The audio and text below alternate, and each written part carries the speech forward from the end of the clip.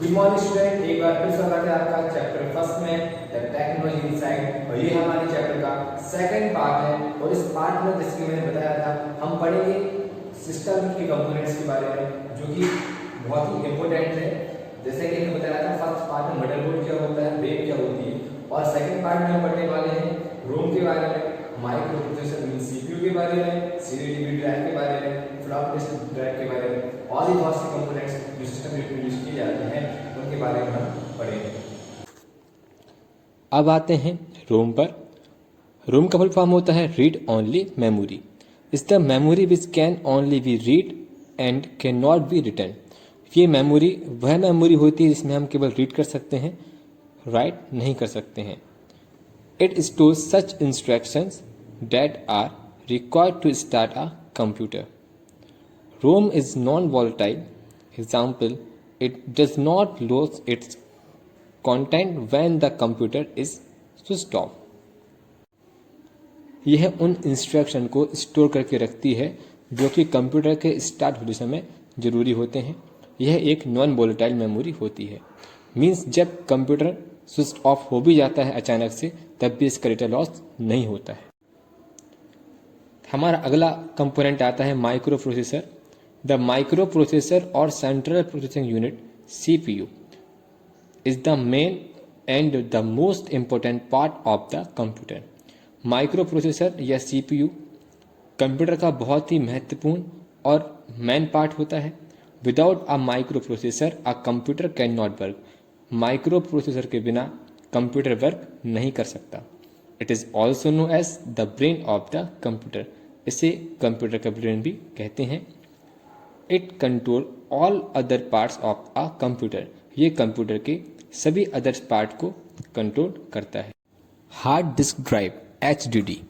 The hard disk drive HDD is normally found inside the system unit. Hard disk drive normally system unit के अंदर पाई जाती है। It is the main storage unit of computer. ये computer की main storage unit होती है। It consist of many hard circular discs called platters arranged one above the other. Data is stored on these platters. यह एक बहुत ही मजबूत hard disk होती है जिसमें कि प्लेटर्स एक के ऊपर एक अरेंज होती हैं एंड डेटा इन प्लेटर्स में ही स्टोर होता है। Data is stored on this platters.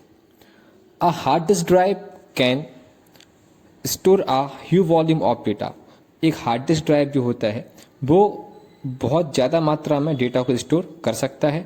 Hard disk drive come in different storage capacities. Hard disk drive different storage capacity में अवेलेबल होते हैं।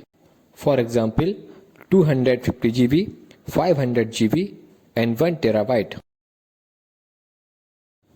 Floppy disk drive. The floppy disk was a popular data storage device used in the early days of computer. Floppy disk एक बहुत ही popular data storage device थी जिसको computer के early days में use किया गया था। अर्ली डेज मतलब जो पहले के डेज थे जब कोई स्टोरेज डिवाइस नहीं थी, उसमें फ्लॉपी डिस्क का यूज़ ही डेटा को स्टोर करने के लिए किया जाता था। It is composed of a magnetic disk covered by a square plastic case. यह मैग्नेटिक डिस्क एक स्क्वायर प्लास्टिक केस से कवर्ड होती थी। These portable storage devices were inserted into the floppy disk drive. इस पोर्टेबल स्टोरेज डिवाइस को हम एक floppy disk drive में इंसर्ट करके इसका यूज कर सकते थे, डेटा को स्टोर कर सकते थे।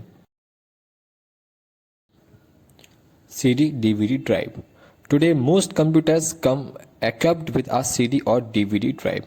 आज के समय में अधिकतर computer CD and DVD drive से सुसज्जित आ रहे हैं। equipped यहाँ पे जो वर्ड आया है उसका मीनिंग होता है सुसज्जित, मतलब कि आज के समय के कंप्यूटर में CD DVD ड्राइव लगा हुआ आता है।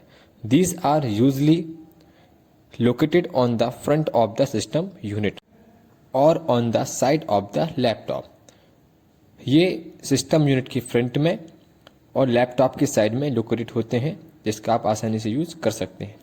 Many CD DVD drives can also write record data. अधिकतर CD एंड DVD ड्राइव का यूज डेटा को रिकॉर्ड करने के लिए, राइट करने के लिए किया जाता है। cooling fan. The cooling fan keeps the electronic components cool from heating up by circulating air inside the system unit.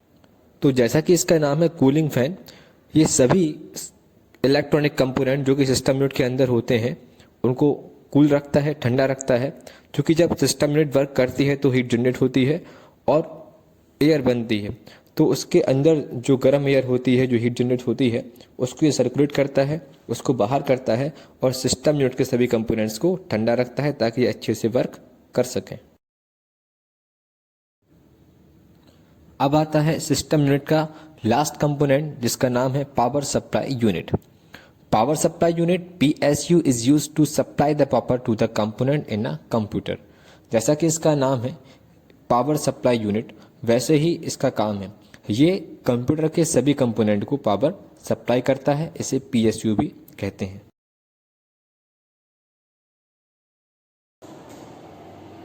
Students, जैसा कि हमने बताया था आपको टेक्नोलॉजी इनसाइट में हमने सिस्टम यूनिट और उसके कंपोनेंट्स को जाना। सिस्टम यूनिट क्या होती है, CPU क्या होता है, रैम क्या होती है, रोम क्या होती है, कूलिंग फैन क्या होता है, फ्लॉपी डिस्क ड्राइव क्या होता है, CD ड्राइव क्या होता है, सभी कंपोनेंट जो कि सिस्टम यूनिट के अंदर यूज होते हैं और सबसे इम्पोर्टेंट मदरबोर्ड क्या होता है, इन सभी कंपोनेंट के बारे में आपने जाना। और आई होप आपको टॉपिक अच्छा लगा होगा। वीडियो को रिवाइज कीजिए, अपना बहुत ध्यान रखिएगा।